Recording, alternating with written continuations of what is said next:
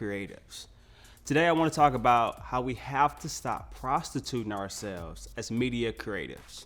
So I'm sure we've all heard the client say, hey, let's do this for exposure. Oh, I can post a video on my Instagram or my social media once you get done. Well, I'm here to tell you, in the words of my guy, Sir J Starks, that certain amount of followers does not equal money.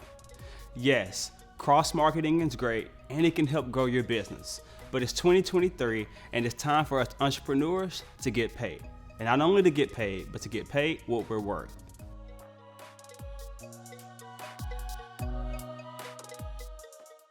So here's how I get the most value for my services and do the gigs that I want to do. The first thing that I did was detach my business from my living.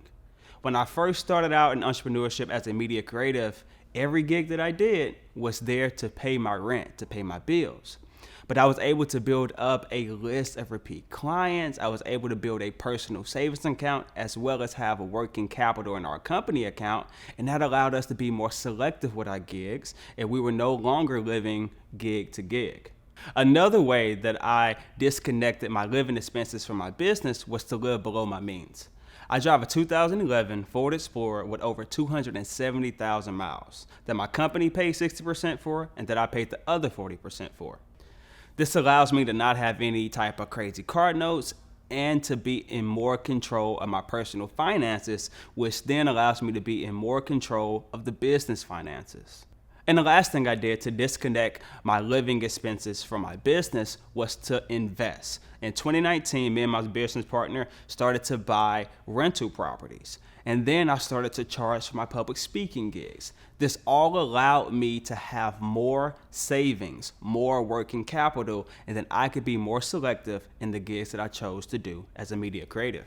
The second part of getting what you're worth as a media creative is not being afraid to lose a potential gig. Once I was like, I'm gonna get what I'm worth, or I'm not gonna do the gig, I became a dangerous person.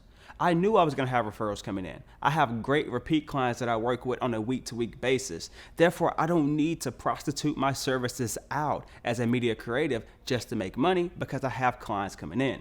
And when you know that you don't need a gig, you can command what you're worth in the marketplace. And at that point, you become a dangerous person. And what do I do if I don't know what to charge or what I'm worth? I just ask for help. I have no shame in asking a mentor, asking a friend, or asking another creative who may have been in a similar situation what they charge for the project. And if none of that works, my rule of thumb is to simply charge more. I'm much better off charging more and working up to that level of expectation for the gig as opposed to charging low and then begrudgingly doing the gig. Nowadays, my top priority is getting what me and my team are worth for the gig. It's no longer about just getting the gig at all costs, or a lower cost, pun intended. Part 3 of getting what you're worth as a media creative is understanding your client is not just the opportunity. You're also the opportunity for your client. So whether it was working for a big company, an athlete, a famous musician, or a celebrity of any kind, I was always like, man, if I could work with them, I'll do it for cheap. I'll do it for the social media. I'll do it for flat out free. But now I'm like, wait, they reached out to me. That means I have something that's beneficial for them. I'm also the opportunity. Yes, they may be the major brand or the influencer with hundreds of thousands of followers, but you're the guy with the degree. You have the $10,000 camera. You have the 8 to 10 years of experience behind the camera.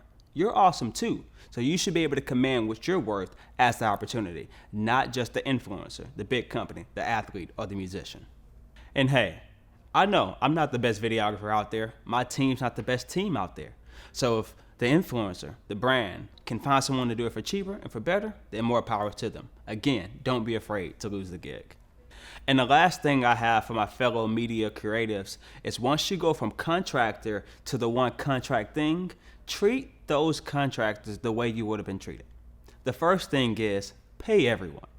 I know sometimes the gigs are for a smaller price, probably because we prostituted ourselves out to get the gig, but still pay those individuals for putting in their time. I will never complain about others asking me for free work and then go and ask another creator for free work. Make it make sense, right? So treat the contractors like you would want to be treated when you were a contractor. Simply put, don't allow the oppressed to become the oppressor. Pay people with their work, care about them, give them lunches, and be a nice person to work with. So now I'll jump off my soapbox, and I look forward to seeing you on the next one. So I appreciate you all for watching this episode of Secrets of Silent Success. Make sure you like and subscribe to the channel. I appreciate your time, and I look forward to seeing you on the next one.